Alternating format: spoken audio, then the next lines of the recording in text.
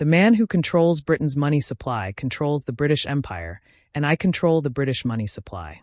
These words are attributed to Nathan Rothschild.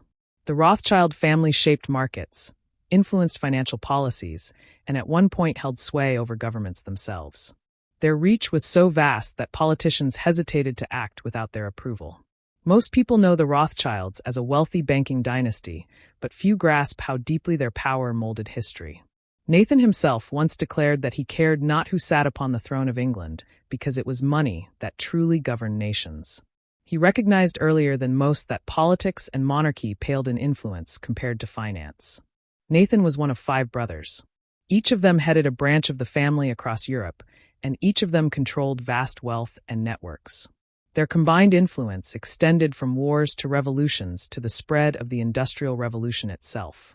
But before this empire existed, there was a man of humble beginnings. His name was Mayer Amschel Rothschild, and he was born in Frankfurt in 1744. The world he entered was not an easy one. He lived in a cramped ghetto called Judengasse, where more than 3,000 Jews were packed into narrow streets under strict laws. Jews could not leave the quarter at night or on Sundays or during Christian holidays. They were banned from gardens, coffee houses, and much of public life. Even gathering in groups of more than 2 was restricted. For Mayer, life could easily have passed in obscurity under such conditions. At first, his family intended him for religious study. He was supposed to become a rabbi, but the death of his parents forced him to abandon that path. Instead, he became an apprentice at a banking house. There he was introduced to finance and to rare coins from ancient empires which fascinated Europe's elites. Mayer quickly learned the trade, and by 19 he had mastered the latest practices. Returning to Frankfurt, he worked in his father's trading business and began dealing in rare coins himself. His skill soon caught the attention of Crown Prince Wilhelm of Hesse. The prince was so impressed that he appointed Mayer as a court factor, a rare honor for a Jewish financier. This gave Mayer protection status and the chance to expand his business far beyond the ghetto walls. Mayer built on this opportunity with relentless focus. He sent his sons to establish branches across Europe. He gave them 2 crucial instructions. First, always do business with reigning houses. Second, have many sons to continue the family's work. His strategy was not only expansion but protection. By spreading branches across Naples, Vienna, Paris, London, and Frankfurt, the family reduced risk.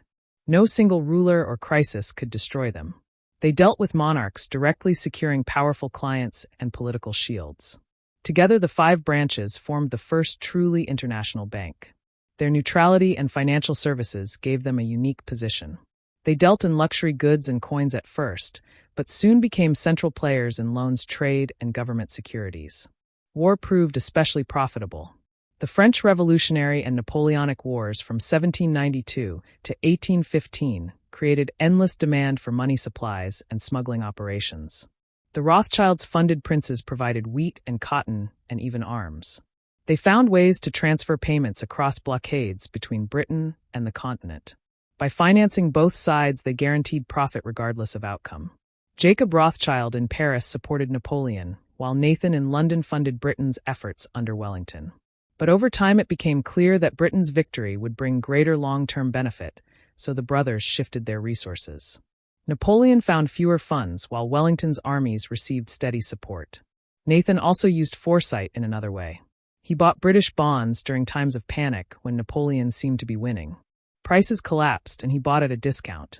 When news of Napoleon's defeat at Waterloo reached London, bond prices soared. Thanks to his private courier network, Nathan received the news a full day before the government and sold at immense profit. This made him enormously wealthy, but also infamous. Napoleon had given Jews equal rights, and many in France viewed the Rothschilds' support of his enemies as betrayal.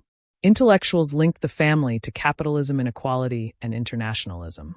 They became symbols of both wealth and suspicion, fueling anti-Semitic rhetoric that would haunt them for generations. Despite hostility, the Rothschilds grew even stronger. They shifted toward government bonds, insurance, stocks, and industrial investment. They financed railways, coal, mining, ironworks, and metallurgy, helping drive Europe's industrial revolution. Mayer had also ensured that the family's wealth was secure. His will dictated that only male descendants could inherit. This led to numerous interfamily marriages designed to consolidate wealth, much like the Habsburgs. Between 1824 and 1877, most marriages were within the family itself. Beyond this, they avoided tying wealth to tangible assets like estates or gold which could be seized. Instead, they invested in liquid assets like stocks and bonds. If violence erupted, there was nothing physical for mobs or rulers to take. Mayer's sons proved shrewd leaders. Nathan in London rose as the most influential. In 1835, he secured rights to Spanish mercury mines, which gave the family a near-global monopoly on refining gold and silver. He also gained contracts with the Bank of England and the Royal Mint. The wealth from these ventures was reinvested strategically. The family became shareholders in global companies like Rio Tinto and later Royal Dutch Shell. By the mid-1800s, their influence spanned continents. They financed nations, rescued governments, and shaped industries. Their power was not limited to finance. They became patrons of art, science, and culture. They collected paintings, rare books, zoological specimens, and funded expeditions worldwide. Their contributions enriched museums, libraries, and botanical collections across Europe. Nations too felt their weight. After France's defeat by Prussia in 1871, the family provided massive loans that kept the French government afloat. In Britain, they financed the purchase of the Suez Canal shares in 1875, a move that transformed imperial trade routes. They also funded colonial ventures, including the activities of Cecil Rhodes in Africa, which strengthened their control over diamond markets through De Beers. The Rothschilds also supported rising American industrialists. They financed John D. Rockefeller through National City Bank of Cleveland, aiding the growth of Standard Oil. Their associate Jacob Schiff advised Rockefeller and negotiated railroad rebates that helped Standard Oil dominate.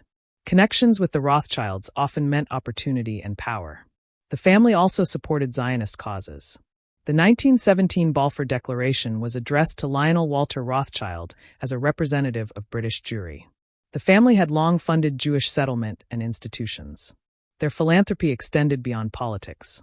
They managed dozens of charitable foundations, creating hospitals, orphanages, schools, and public libraries. Members of the family entered parliaments and earned noble titles across Europe. For decades, their fortune and prestige only grew. But no empire lasts forever. Decline came surprisingly quickly. The Naples branch closed in 1863 after Italian unification. The Frankfurt branch ended in 1901 due to lack of heirs.